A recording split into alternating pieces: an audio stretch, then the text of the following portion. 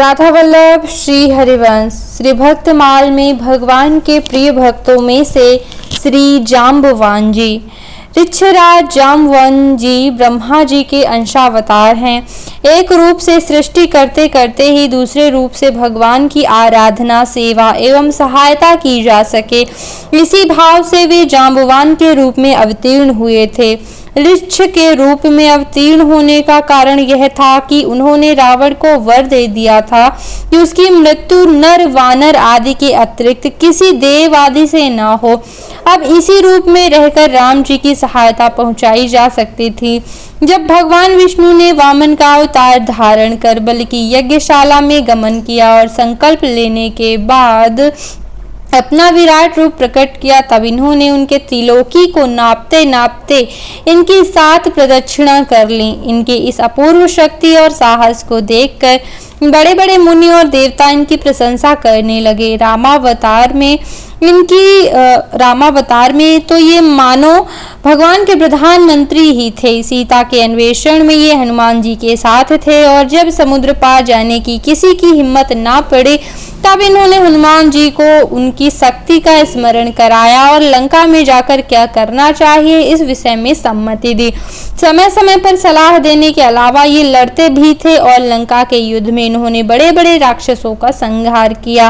भगवान राम के चरणों में इन्हें इतना प्रेम था कि उनके अयोध्या पहुंचने पर इन्होंने वहां से अपने घर जाना अस्वीकार कर दिया और हठ किया कि मैं आपके चरणों को छोड़कर कहीं नहीं जाऊंगा। जब तक भगवान राम ने द्वापर में आकर दर्शन देने की प्रतिज्ञा नहीं की तब तक ये अपने हठ पर अड़े ही रहे। अंततः उनकी आज्ञा मानकर अपने घर आए और नित्य भगवान की प्रतीक्षा में उन्हीं का स्मरण करते हुए अपना जीवन व्यतीत करने लगे।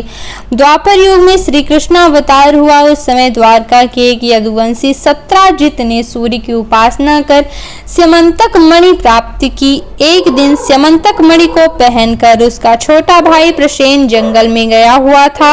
वहां एक सिंह ने उसे मार डाला और मणि को छीन लिया। तत्पश्चात ऋक्षराज जाम्बवान ने सिंह को मारकर वह मणि ले ली। इधर द्वारका में कानों कान यह बात फैलने लगी कि श्री कृष्ण उस मणि को चाहते थे। उन्होंने ही प्रसेन को मारकर मणि को ले लिया होगा। यह बात भगवान ने भी सुनी। यद्यपि लोक दृष्टि से तो भगवान ने कलंक के परिमार्जन और मणि के अन्वेषण के लिए ही यात्रा की, परंतु वास्तव में बात यह थी कि उन्हें अपने पुराने भक्त जाम्बवान को दर्शन देकर कृतार्थ करना था, जिनका एक क्षण क्षण बड़ी व्याकुलता के साथ भगवान की प्रतीक्षा में बीत रहा था। हाँ, तो भगवान कृष्ण जाम्बवान के घर पहुंच गए और उस समय उनका पुत्र मणि के साथ खेलता हुआ पालने में झूल रहा था। अपरिचित मनुष्य को देखकर वह रोने लगा और मणि की ओर भगवान की दृष्टि देखकर उसकी धाई भी चिल्ला उठी।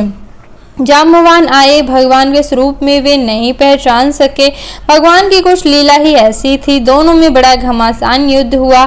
27 दिन तक लगातार द्वंद्व युद्ध करते करते जब एक ने भी हार नहीं मानी तब भगवान ने घूंसा लगाया, जिससे तुरंत जाम्बवान का शरीर शिथिल पड़ गया। उनके मन में यह बात आई कि मेरे प्रभु के अतिरिक्त और किसी में ऐसी शक्ति नहीं कि मुझे इस प्रकार पराजित कर सके।